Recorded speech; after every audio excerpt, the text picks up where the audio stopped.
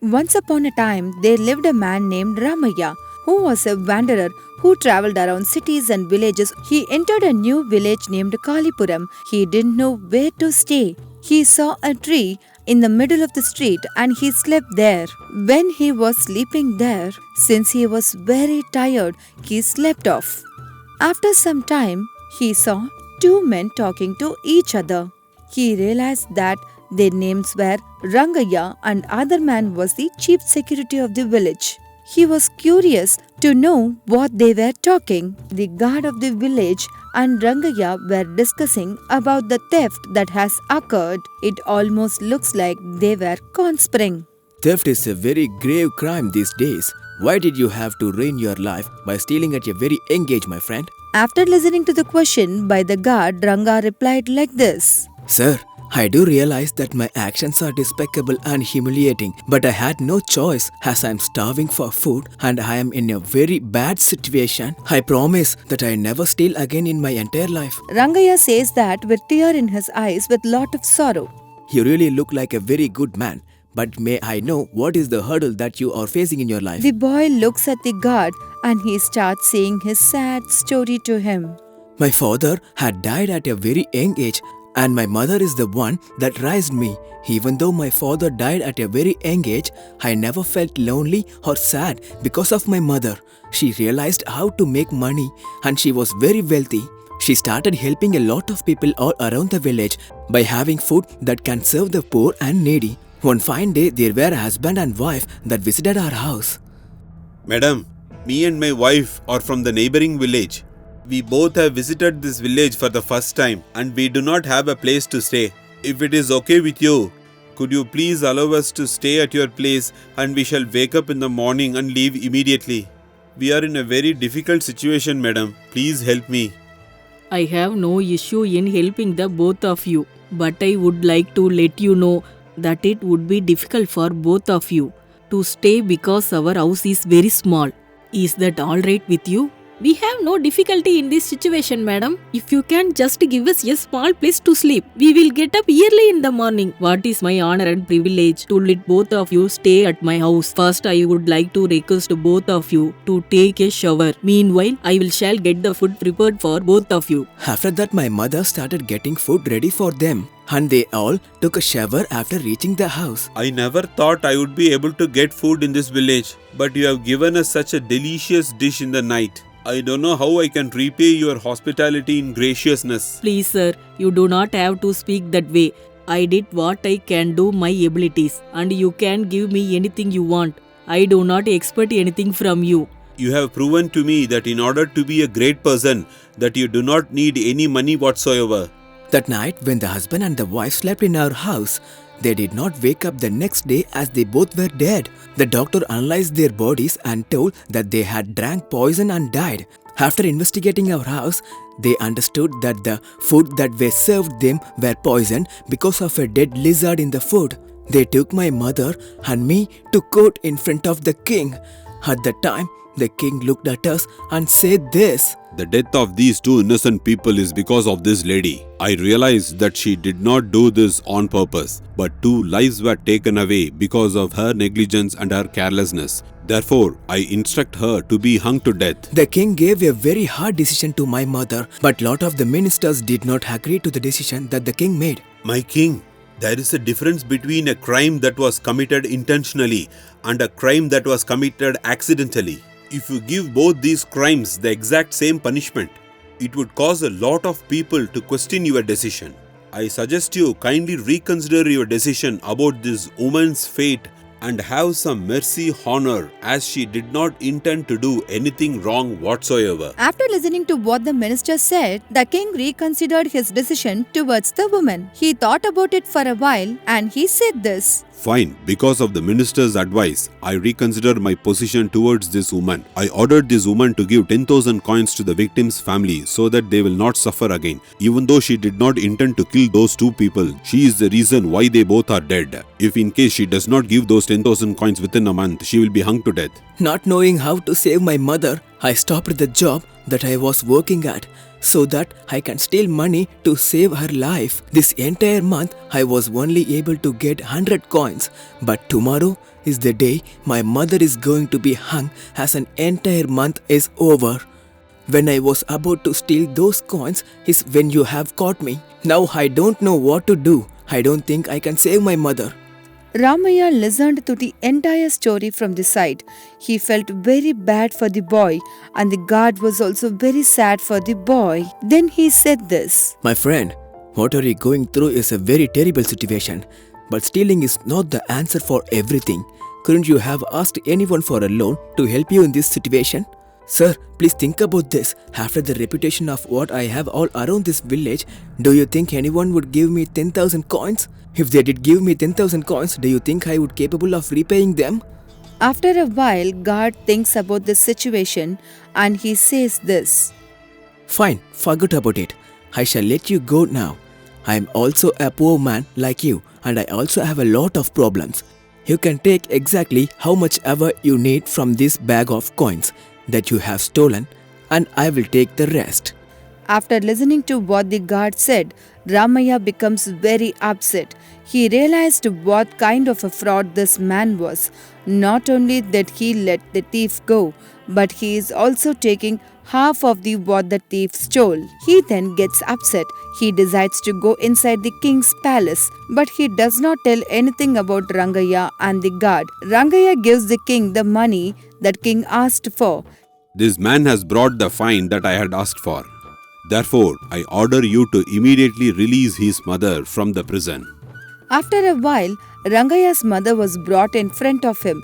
Rangaya reunites with his mother, and entire palace is filled with tears and happiness to see a boy reunite with his mother like that. Ramaya looks at this in the palace, but he doesn't say anything about it. After a few weeks, a businessman entered the palace and he said this to the king. My king, I would like to let you know that I am a man of honor and dignity. I, just like anybody else in this village, had always had a dream of being rich when I grow up. But I always make sure always take the right path in making money. I worked hard my entire life to earn a lot of money that I saved for myself.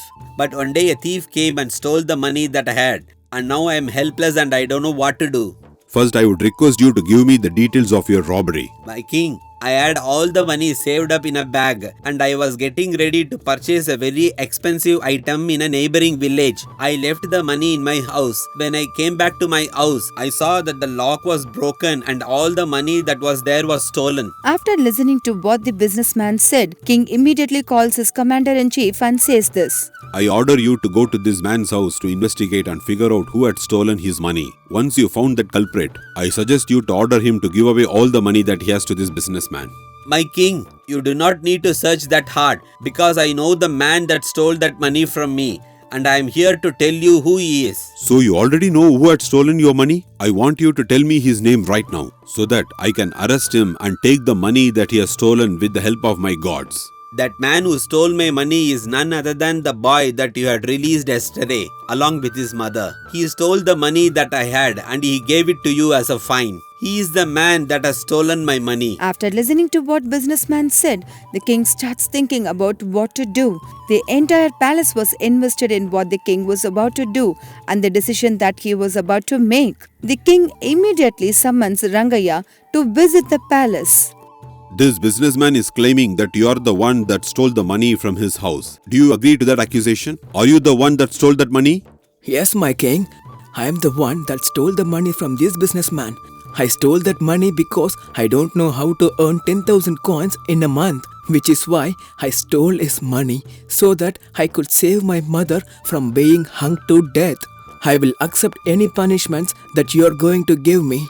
Ranga accepts the crime that he has committed in front of the king. I want Ranga to be imprisoned in jail, and I want to order his mother to bring back the money that she had used for herself. As soon as she gives the money back to our palace, only then we will release her son from the prison. The king makes a decision and orders the court. Everybody in the palace were witnessing this quietly. At that moment, Ramaya pops off from the crowd and walks towards the king and he says this. My king, I beg you to forgive me, but the decision that you have made is absolutely wrong. Everybody in the palace was shocked to hear what Ramaya said to King. King becomes very angry and he says this. First of all, who are you? How dare you question my judgment and authority? Are you such a big person that you have your own ideas? In that case, you tell me what the right judgment should be given to this person. My king, my name is Ramaya, and I am a traveler who resides in a village nearby, and I study the law. I travel around villages in cities, and I learned about their laws and the way they deal with crime and punishments. I understand the rules and regulations of each and every village and city and states. I have been in your kingdom for the last 2 days, and I am the one that had told the businessman who stole his money. First of all, how do you know that Ranga was the one who had stolen their money? And tell me, what are the forms and defects in our law system that you think that we should change? Tell me right now. My king, first of all, the crime that Ranga's mother committed was not intentional, and you know that. But because the laws of your land were written in a way that you could imprison somebody and get them out just by paying a fine. But at the same time, you also knew that there was a number of ways that Ranga could get 10,000 coins in a month, which is why he had gone and stole the money just to save his mother.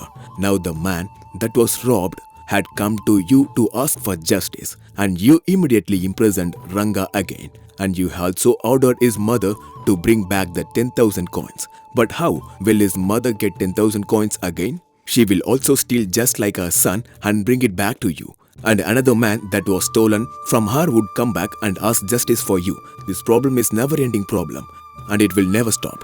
After listening to what Ramaya said, the entire palace and its ministers were absolutely shocked. The king understood exactly what Ramaya was saying. Then minister said like this. Since you are so smart now, tell me who exactly are we supposed to punish? Are we supposed to punish Ranga for stealing that money? Or are we supposed to punish the god for letting him steal that money and take a chunk of it? Who exactly is the criminal? And who exactly is the victim? Who exactly are we supposed to punish? And who are we supposed to let go? Since you are so well versed with the law and the justice, why don't you give me an answer that I don't know? The king is very interested and impressed by Ramaya, and he looks at him, expecting him to give a judgment. Even the businessman also looks at him for a solution. This crime does not involve any men or woman with evil intent. The mother that accidentally killed those husband and wife did not do it with her intentions, but it was an accident. Her son that stole the money from the businessman did not do it because he wanted to steal money for himself, but he did it to save his mother.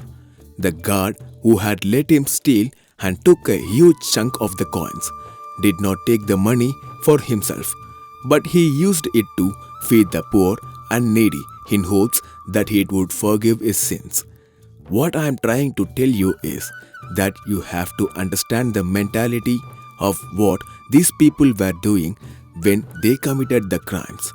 None of these people had an evil intent in their mind. While listening to what you are saying, it sounds like all these people are very good people. So who is the one that had committed the crime and who is the one that has done wrong thing? My king, unfortunately, you are the one that this is the crime here in this situation. You had punished a woman for a crime that she did not intentionally commit. She did not kill those people with her intentions, but they were killed accidentally. And how can you expect a son of a poor woman to get 10,000 coins and bring it to you in a month? And when he did bring it to you in a month, you did not question how he earned that money. Neither did you cross-check with how he had got all those money with other people. If you would have just asked him how he got that money that day, this problem wouldn't have become so big. You should have let his mother and him go in peace, and you should have taken the money that you received as a fine and given it back to the businessman. You should also give some amount of money for the victims that died that day in the lady's house. That day in that lady's house, the lizard fell into the food and that was not her fault. You should have thought before you made all those decisions. After listening to what Ramaya said, everybody in the palace agreed to his opinion. For all these years, we had been very blind and unjust with our old archaic laws. But since you have come here and lightened this, we will make sure to always revisit our laws and change it according to the day and age of the people. The king immediately takes out 10,000 coins that he received from Ranga and gives it back to the businessman. King also takes a huge sum of money and handed it over to the families of the victims who died that day. The king also declares Ranga and his mother as innocent people. King gave lot of prizes to Ramaya. If you like this story, please like and share. For many more new stories, please subscribe our New Storybook English channel.